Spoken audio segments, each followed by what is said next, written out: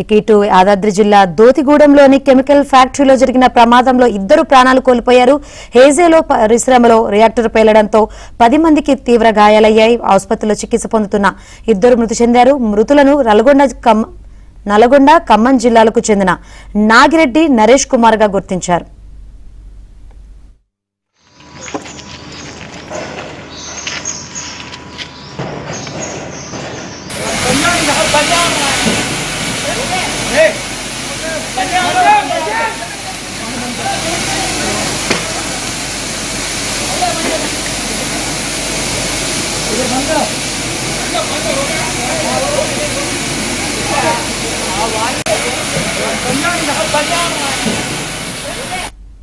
ప్రమాద సమయంలో యూనిట్లో 30 మంది కార్మికులున్నారు. రియాక్టర్లో కెమికల్ నింపుతుండగా ఒక్కసారిగా పేలింది. దీంతో కార్మికులు భయంతో బయటకు పరుగులు తీశారు. నెల రోజుల క్రితం కూడా ఈ కంపెనీలో ప్రమాదం జరిగింది.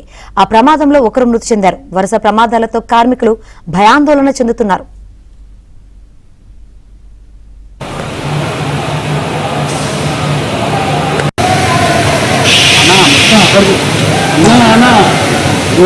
एक टैंक में गैस ओवर होगा ना, ये एक टैंक में गैस ओवर होगा।